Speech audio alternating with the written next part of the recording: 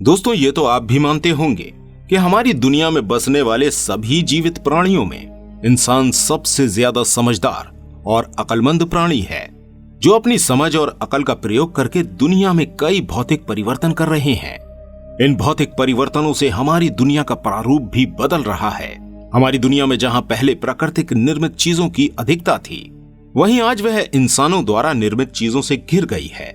आज का इंसान इतना समझदार हो गया है कि वह ऑक्सीजन और हाइड्रोजन को मिलाकर पानी जैसे प्राकृतिक तत्व का भी निर्माण कर सकता है, और वहीं मशीनरी को जोड़कर अपने जैसा रोबोट भी तैयार कर सकता है, जो कि इंसान की तरह चल फिर सकता है और सारे काम कर सकता है। अब दोस्तों, सोचने वाली बात यह है कि क्या ये इंसान शुरू से ही इतना समझदार था और वो इसी समझ के साथ धरती पर पैदा हुआ था, और आज से करोड़ों साल पहले वीरान पड़ी हमारी दुनिया में ये इंसान आखिर अस्तित्व में कैसे आया? कैसे थे वो शुरुआती जीव जिन्हें हम अपना पूर्वज कहते हैं, और किस तरह वह वक्त के साथ खुद में ग्रोथ करके हम सभ्य इंसानों में बदल गए?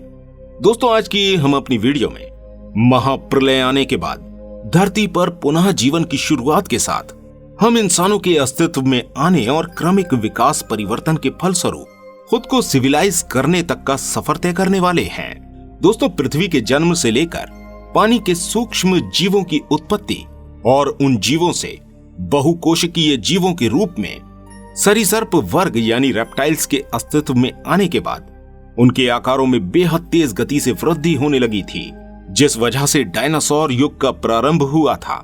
यह डायनासोर उस समय जंगलों पर राज करने वाली इकलौती प्रजाति हुआ करती थी।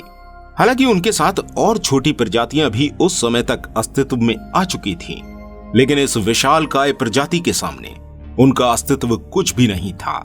लगभग 160 मिलियन सालों तक इस धरती पर राज करने के बाद महाप्रलय की चपेट में आने पर डायनासोर की प्रजाति अपने अंत की ओर बढ़ने लगी थी। आज से लगभग 6.5 करोड़ साल पहले अंतरिक्ष से आए एक विशालकाय एस्टेरॉयड की वजह से धरती का बना बनाया वातावरण एक बार पुनः नष्ट हो चुका था, जिसकी वजह से डायनासोर का 75% जीवन नष्ट हो चुका था। डायनासोर के काल में ही मैमल्स यानी कि स्तनधारी भी अपनी प्रजातियों का विकास कर रहे थे, लेकिन डायनासोर की प्रजातियों के मुकाबले ये काफी छोटे और कमजोर थे, इसलिए वह उनका सामना नहीं कर सकते थे, जिस वजह से वह जमीन के अंदर पेड़ों के तनों में ऐसी जगहों पर छुपकर अपना जीवन यापन करते थे।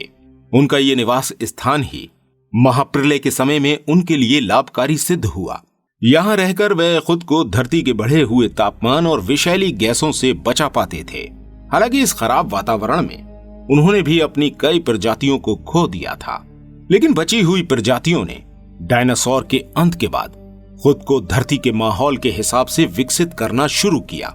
हजारों साल बाद जब धरती पुनः अपने उसी रूप में लौटने लगी, तो प्रकृति के साथ साथ केवल 5% बचे इन मैमल्स ने भी क्रमिक परिवर्तन के दौरान अपने आकार में वृद्धि करना शुरू कर दिया था। अब ये जमीन से बाहर निकलकर पेड़ों और जमीनों पर रहने लगे थे। ये वो दौर था जब इन स्तनधारी जानवरों का जंगल पर राज हो चुका था। इसके बाद धीरे धीरे लगभग 5.5 करोड़ साल पहले बंदरों की प्रजाति ने भी जन्म लिया। ये शुरुआती बंदर आज के बंदरों से पूरी तरह अलग थे। इस समय बंदरों की शारीरिक रचना में लगातार बदलाव आ रहे थे। इनके स्पाइनल कॉर्ड में बदलाव आने से ये 2 पैरों पर चलना सीखने लगे थे। ये बदलाव केवल बंदर की प्रजाति में ही न आकर पृथ्वी के हर स्वरूप में हो रहा था। पेड़ पौधे, हवा, पानी और अन्य जानवर सभी कुछ पुराने फॉर्म में लौट रहे थे। उस समय एक अहम बदलाव हमारी पृथ्वी की सतह पर आया। हमारी पृथ्वी की टेक्टोनिक प्लेट्स में हलचल हुई, जिस वजह से दक्षिण महाद्वीप से एक टुकड़ा टूटकर एशिया की ओर आ गया। ये टुकड़ा आज का भारत था, जिसके एशिया महाद्वीप से टकराने के बाद एक नई पर्वत श्रृंखला का निर्माण हुआ, जो आज की हिमालय पर्वत श्रृंखला बनी। इस बदलाव के साथ ही एशिया का जलवायु पैटर्न चेंज हो गया। अब ये महाद्वीप एक मौसमी जलवायु वाला क्षेत्र बन गया था। इन टेक्टोनिक प्लेट्स में परिवर्तन के साथ ही आज से लगभग 450 करोड़ साल पहले दुनिया को अपना दिन और रात मिल गया था, जिसके चलते अब दिन 24 घंटे का होने लगा था। पृथ्वी पर लगातार हो रहे इन भौतिक परिवर्तनों की वजह से जंगलों में गिरावट आने लगी और साथ ही ग्रासलैंड एरिया बनने लगा, जिस वजह से जंगलों में रहने वाले इन जानवरों ने रिवॉल्व होने के बाद मैदानी इलाकों की ओर रुख कर लिया था।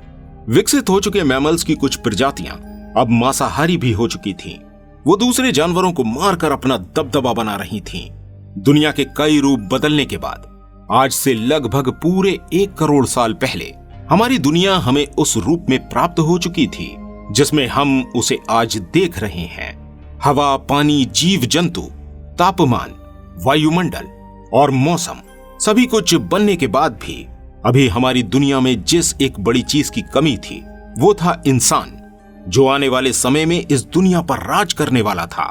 और यह संभव हुआ था आज से लगभग 40 लाख साल पहले, जब दक्षिण अफ्रीका की टेक्टोनिक प्लेट्स में फिर से हलचल हुई और इस बार जन्म हुआ ईस्ट अफ्रीकन माउंटेन रिफ्ट का, जिसके बनने के साथ ही दक्षिण अफ्रीका की भौगोलिक और जलवायु में एक बड़ा परिवर्तन आया। इस माउंटेन रेंज के बनने से अफ्रीका की ओर जाने वाली मौसमी हवाओं का रुख बदल गया, जिस कारण वहां बारिश नहीं पहुंच पाती थी और धीरे धीरे वहां के जंगल सूखने लगे और वो एरिया मरुस्थल में तब्दील हो गया। अफ्रीका के जंगल में रहने वाले जानवरों ने जलवायु परिवर्तन के कारण जंगलों से बाहर निकलकर जमीन पर चलना शुरू करते हुए दुनिया के दूसरे स्थानों का रुख किया। इन्हीं जंगलों में रहते थे हमारे पूर्वज पियोरोलेथिपिकस, जो पेड़ों पर चलने और कूदने के लिए अपने हाथों का इस्तेमाल करते थे। बंदरों की इस प्रजाति में पैरों से चलने का गुण मौजूद था। अपने इसी गुण के चलते इनकी कुछ प्रजातियां चिंपैंजी के रूप में आगे बढ़ीं, तो कुछ इंसानी रूप में विकसित होने के लिए अपने अंदर शारीरिक परिवर्तन करने के लिए तैयार थीं। आर्डिपिथेकस रेमिडस बंदरों की वह प्रजाति थी जिसने अपने अंदर कई शारीरिक परिवर्तन करने के बाद जमीन पर चलते हुए भोजन की तलाश करना शुरू करी। 2 पैरों से चलते हुए वो वानर अफ्रीका के कई हिस्सों में फैलने के बाद दुनिया में आगे बढ़ते गए। 2 पैरों पर चलने की वजह से उन्होंने अपने शरीर की बहुत सी ऊर्जा बचाई। साथ ही साथ अपने हाथों को उन्होंने खाना पकड़ने तथा उसको खाने के लिए प्रयोग किया। धीरे धीरे उन्होंने शिकार को दूर से देखना और समूह में शिकार करना भी सीख लिया था। समय के साथ साथ इनके बॉडी स्ट्रक्चर में काफी बदलाव आने लगे थे। अब इनके सर में एक बड़े बदलाव की प्रक्रिया शुरू हुई, जिसके फलस्वरूप इनका सर अब आकार में बड़ा हो गया था। साथ ही साथ पैरों पर चलने की वजह से पैरों ने मजबूती पा ली थी। होमो हैबिलिस वह प्रजाति थी जिनके दिमाग का स्तर बढ़ा हुआ था और वह इसका प्रयोग खुद को विकसित करने के लिए किया करते थे। उन्होंने पत्थरों से हथियारों को बनाना सीखा, जिससे उन्हें पता चल गया कि इनके द्वारा वह शिकार को आसानी से मार सकते हैं। हथियारों का प्रयोग हाथों और उंगलियों से करने की वजह से अब इनके हाथ और उंगलियों का आकार बदलने लगा था।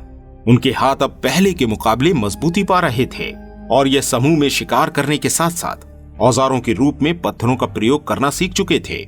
होमो इरेक्टस इंसानों के वह पूर्वज थे जिन्होंने समूह में शिकार करना सीखा और साथ ही साथ आग की खोज करके इतिहास में इंसान के विकास में एक क्रांतिकारी परिवर्तन ला दिया। आग का इस्तेमाल करके होमो इरेक्टस द्वारा भोजन को पकाकर खाना शुरू किया गया। यह आग उन्हें ठंड के मौसम में सर्दी से भी बचाती थी और जंगली जानवरों को उनसे दूर रखती थी। आग की खोज ने होमो इरेक्टस को और भी ज्यादा बुद्धिमान बनाने में मदद की। आप सोच रहे होंगे कि आग का भला बुद्धिमान बनने से क्या वास्ता है। दोस्तों, विज्ञान का मानना है कि हमारे पूर्वजों द्वारा जब आग पर पका भोजन खाया गया तो कच्चे भोजन को पकाने में लगने वाली ऊर्जा की बचत होने लगी, जिस वजह से उनके शरीर की ऊर्जा उनकी बुद्धि को बढ़ाने और विकास में लगने लगी, जिससे उस समय के ये पूर्वज तेजी से बुद्धिमान हुए थे।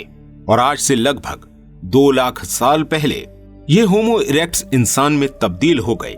इस समय उनके शरीर में कुछ और महत्वपूर्ण परिवर्तन आए, जैसे कि उनके गले में आवाज की ग्रंथि यानी वोकल्स ग्लैंड भी अलग तरह से विकसित हो गए, जिसकी वजह से वह विभिन्न तरह की आवाज निकालना और बोलना सीख गए और बोलने के साथ साथ दूसरों की बातों को समझने की शक्ति भी उन्हें मिल गई। अब वो आपस में बातें करके परिवारों में रहने लगे थे। ये परिवार धीरे धीरे समुदायों और ये समुदाय बस्तियों में बदलते हुए नगर और कस्बों के रूप में विकसित हो चुके थे। धीरे धीरे इन इंसानों द्वारा अपनी बुद्धि का इस्तेमाल करके और भी कई आविष्कार किए गए, जिनमें पहिए के आविष्कार ने इनके विकास में फिर से क्रांति ला दी थी, जिसकी वजह से इन गांवों और कस्बों में दूर दूर से संचार आदान प्रदान होने लगा था। अब ये दूर दूर के गांव और कस्बे आपस में जुड़ गए थे, जिससे इनमें अलग अलग कस्बों के इंसानों से मिलने के बाद सभ्यता का विकास होने लगा था। इसके साथ ही पहिए के आविष्कार ने इन इंसानों को खेती करना भी सिखा दिया था। अब ये फसल भी उगाने लगे थे तथा अपनी जरूरत के लिए मवेशी जानवरों को भी पालने लगे थे। धीरे धीरे हुए विकास के क्रमिक परिवर्तनों ने आज हम इंसानों को सभ्य और विकसित हो चुके मॉडर्न एज में पहुंचा दिया है। तो दोस्तों, ये था हमारा बंदर से इंसान बनने का पूरा सफर। उम्मीद करते हैं आपको हमारे द्वारा बनाई गई ये वीडियो पसंद आई होगी। अगर वीडियो आपको पसंद आई है तो प्लीज इस वीडियो को लाइक और शेयर जरूर कीजिएगा और इसी तरह की और अमेजिंग वीडियोस को देखने के लिए हमारे इस चैनल को सब्सक्राइब करना बिल्कुल मत भूलिएगा। मिलते हैं आपसे फिर किसी नई वीडियो में। तब तक के लिए अपना ध्यान रखिएगा।